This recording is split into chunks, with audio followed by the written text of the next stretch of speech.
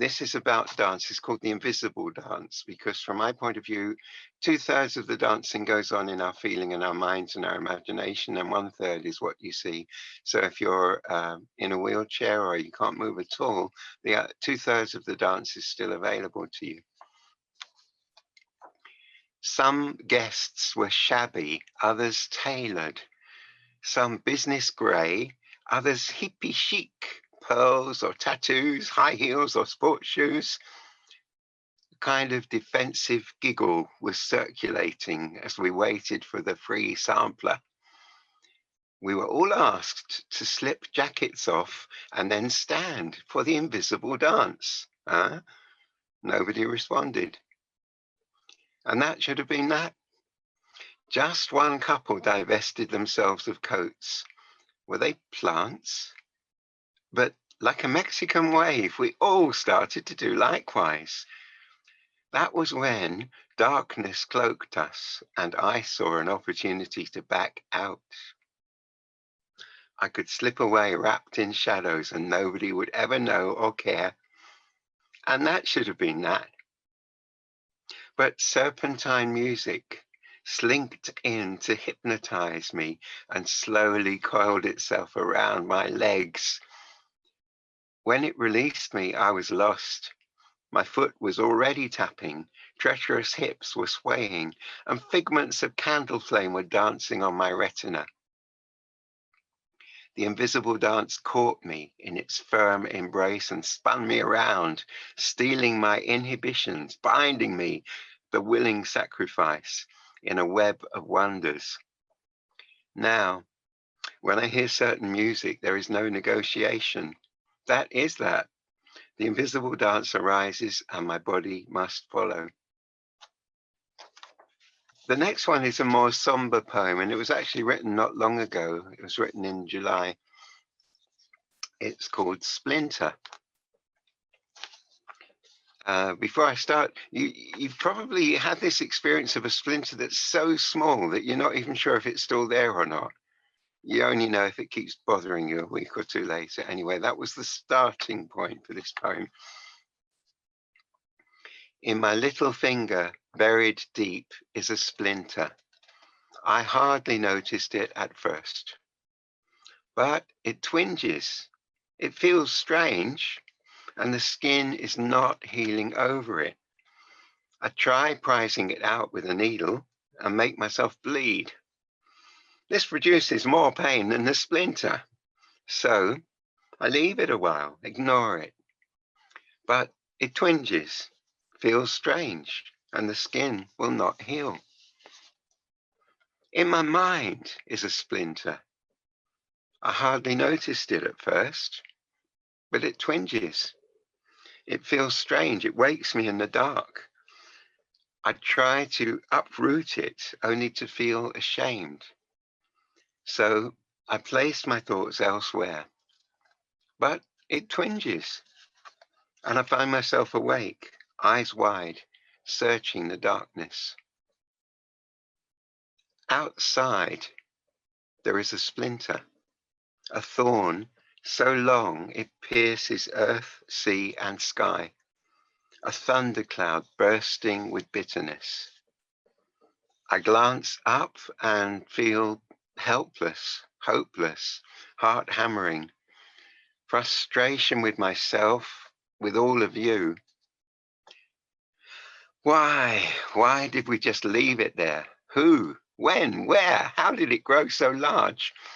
I just have to look away. I ignore it, count my blessings, try to stay positive. The earth is now a stranger. Half of the harp strings are detuned. A discordant song rises up with the moon. Imagine, just imagine a life free from splinters. Could there be a sanctuary of sweet somnolence, a wonder of oneness? The universe, sliding into blessed oblivion, slaps itself.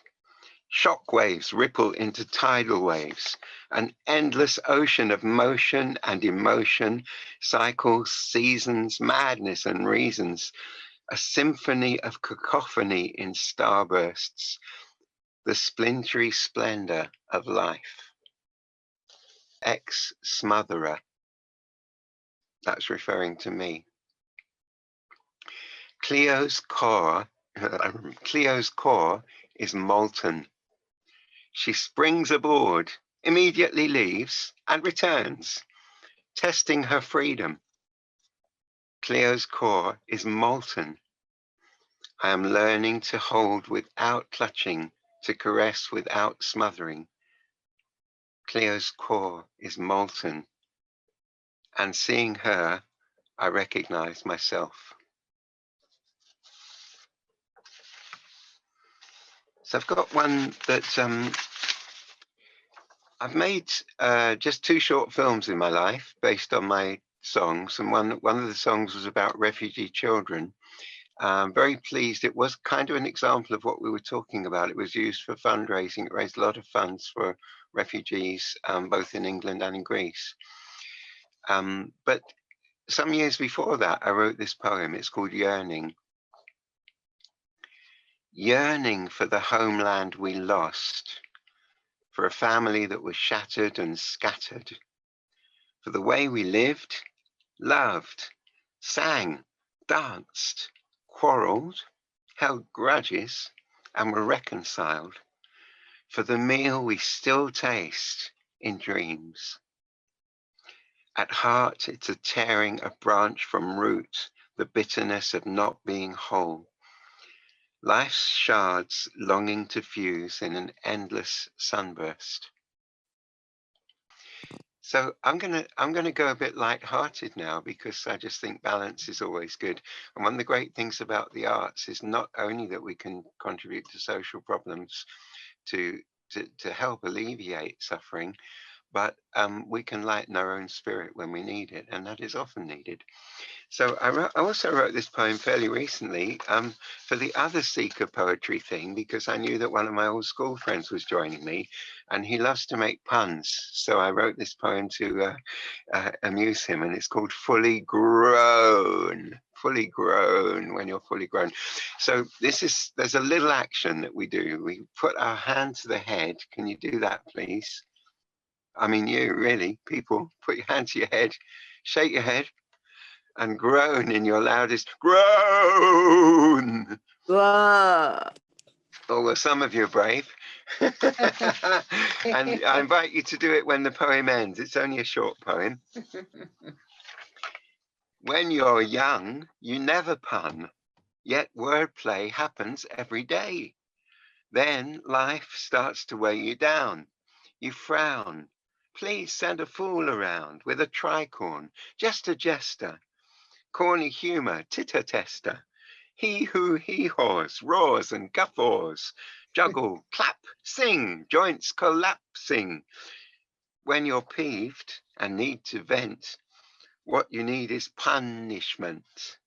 Chuckles, cackles, and hoots are cool, but a full-blown groan works best of all. Now you can do it. Groan!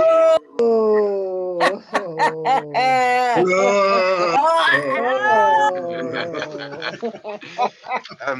And just kind of the serious bit, I don't know if any of you have looked into the vagus nerve, which is like, it's the cool thing in neurology now, is the vagus nerve. It's the central nerve which controls all the other functions, and basically tells us when we need to run away and when we need to calm down and catch up with sleep. And there are various things that can help the vagus nerve to get back into its calm mode when you're feeling frazzled. Groaning is one of them. Yawning, sighing, singing loud, stretching. They're so simple, and apparently cold water on the face. So if you ever feel frazzled and you want a quick fix, any of those that you can remember, including the groan, should help. And at the very least, it will distract you. Cheshire cat. Has anyone met a Cheshire cat? There aren't many of them around. You know who the, oh, there's a Cheshire Cat, Mariana. Wow, that really looks like the Cheshire Cat. That's amazing serendipity. Oh, can he smile? What's his name? Okay, tell us afterwards. And just in case you don't know, the His Cheshire name Cat was is, Toby. oh, Toby, Cog- yeah. Coggles for short. Oh, Oh, there he so goes. in Alice in Wonderland, she meets a Cheshire Cat who gradually disappears, leaving only a smile. Very enigmatic. This poem is inspired by the Cheshire Cat. I knew it, even as a kid. Smiles were not what moggies did. But just last week, while sipping tea, a cat came up and laughed at me. By the mystic mazing on her head, I knew she was Cheshire, thoroughbred. She purred one phrase, then turned to mist, but her words remain like a fatal kiss. In the winds they echo and return, from dawn till dark they sting and burn. All things solid are just air. That grin pursues me everywhere.